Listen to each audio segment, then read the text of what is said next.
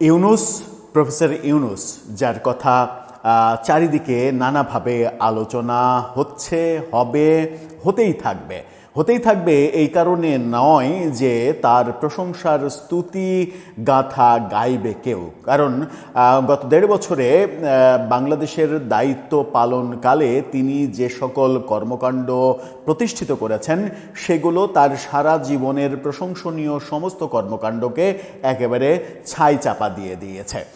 ছাই চাপা আগুনও কখনো জ্বেলে ওঠে, কিন্তু সেই ছাই এমনভাবে চেপে ধরেছে যে ভেতরে যদি মানে অগ্নিস্ফুলিঙ্গও থাকে সেটা আর বের হয়ে আসা সম্ভব নয়। সেই প্রফেসর ইউনূস, যার ইতিহাস বলে যে তিনি সব সময় দেশে বিদেশে কি করেছেন জানি না, দেশে কর ফাঁকি দিয়েছেন, কর দিতে চাননি, কর নিয়ে জোচ্চুরি করেছেন, কর কিভাবে ফাঁকি দেওয়া যায় সেই প্র্যাকটিসটা তিনি খুব ভালোভাবে করেছেন এবং তার সমস্ত মানে মেটিকুলাস ডিজাইনই যেন ব্যক্তি জীবনে এবং প্রাতিষ্ঠানিক জীবনে কর কিভাবে ফাঁকি দেওয়া যায় সেই কাজগুলো করা।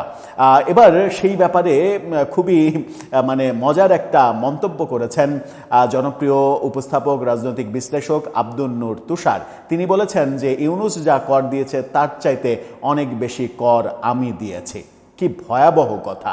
বাংলাদেশে প্রফেসর ইউনূসের যে অর্থনৈতিক সাম্রাজ্য, সেই সাম্রাজ্যের কথা চিন্তা করলে আব্দুন নূর তুষারের এই বক্তব্যটাকে আপনি হাস্যকর ভেবে বসতে পারেন, কিন্তু কেন তিনি এই কথা বললেন, কি বাস্তবতা, প্রফেসর ইউনূস কোন বাস্তবতা তৈরি করেছেন, বিভিন্ন সময়ের সাক্ষী প্রমাণগুলো কি সামনে আসছে, চলুন একটু জেনে দেখি, বুঝে দেখি, বোঝার চেষ্টা করি আব্দুন নূর তুষারের ভাষাটা। থাকবেন পলিটিক্স টিভির নিয়মিত আয়োজনে।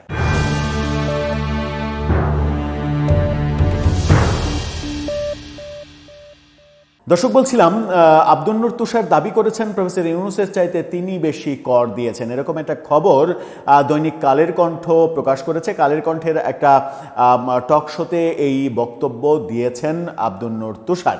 কি বলছেন তিনি? কালের কণ্ঠের শিরোনামটা দেখে নিন। সেখানে বলা হচ্ছে, ডক্টর ইউনূসের চেয়ে আমি বেশি কর দিয়েছি।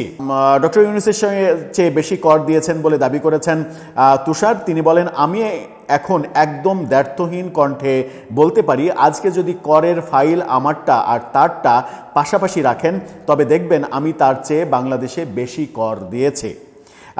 কালের কণ্ঠের বৈশাখী আড্ডায় এই বক্তব্য তিনি দেন। আড্ডায় ডক্টর ইউনূসের সময়কালে কালের কণ্ঠের সাহসী ভূমিকার প্রশংসাও তিনি করেন। ডক্টর ইউনূসের সমালোচনা করে আব্দুন নূর তুষার বলেন, তিনি নিজের নোবেল পুরস্কার, গ্রামীণ ফোন, গ্রামীণ ব্যাংকের কর মাপ করিয়েছেন, তিনি কর দিতে চান না।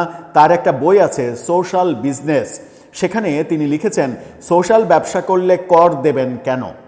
অর্থাৎ তিনি এই মেটিকুলাস ডিজাইনটাই আজীবন করেছেন যে সামাজিক ব্যবসা করলে তিনি কর দেবেন কেন। তার ওই সুদের ব্যবসা, গ্রামীণ ব্যাংকের মাধ্যমে যে সুদের ব্যবসা, সেটাকে তিনি সামাজিক ব্যবসা হিসেবে প্রতিষ্ঠিত করেছেন। মানুষকে টাকা দেবেন, টাকার বিনিময়ে তিনি সুদ নেবেন, লাভ নেবেন, কিন্তু সেই লাভের টাকার কর দেবেন না, কারণ এটাকে তিনি সংজ্ঞায়িত করেছেন মেটিকুলাস ডিজাইনের সামাজিক ব্যবসা হিসেবে। তিনি জনগণের নাকি সেবা করছেন। সেবা করতে গিয়ে জনগণ যখন কিস্তির টাকা দিতে পারছে না, তখন বহু জনের ঘর বাড়ি ভেঙে আনা, টিনের চাল খুলে আনা, গোয়াল থেকে গরু খুলে আনা, এই ব্যাপারগুলো ঘটেছে এবং এই ব্যাপারগুলো ব্যক্তিগতভাবে আমিও দেখেছি। একটা সময় যখন একটা বাংলাদেশের 1 নম্বর সাপ্তাহিক পত্রিকায় লেখালেখি করতাম, তখন সেই সম্পাদকের দেয়া কি বলবো যে অ্যাসাইনমেন্টে আমাকে ছুটে যেতে হয়েছিল সিরাজগঞ্জের তাঁতি বিধৌত অঞ্চলে, যেখানে তাঁত শিল্প অনেক সমৃদ্ধ, এবং সেই অঞ্চলে গিয়ে বাস্তবতা দেখেছি যে কিভাবে তাদেরকে ঋণ দিয়ে ঋণের ফাঁদে ফেলা হয় এবং ঋণের ফাঁদে ফেলে তাদের গোয়াল থেকে গরু পর্যন্ত খুলে নিয়ে আসা হয়। এই কাজগুলো করেছে শুধুমাত্র গ্রামীণ ব্যাংক না, অনেক এনজিও এই কাজগুলো করেছে এবং এনজিওদের এই সুদের টাকা তুলে আনা, কিস্তি তুলে আনা এবং কিস্তি না পেলে কি করে তার করুণ কাহিনীর বাস্তবতা এদেশের সাধারণ মানুষ বোঝেন। সেই কথাই তিনি বলছেন যে সোশ্যাল ব্যবসা করলে কেন কর দেবেন, এই মেটিকুলাস ডিজাইনটা তিনি প্রতিষ্ঠিত করেছিলেন।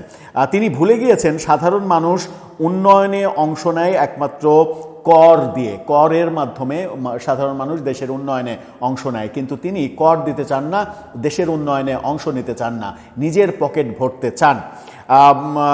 যে কোনো শক্তি মুক্তিযুদ্ধের বিপক্ষে যাওয়া মানেই বাংলাদেশের সঙ্গে জড়িত সবকিছু, অনেক কথা বলেছেন।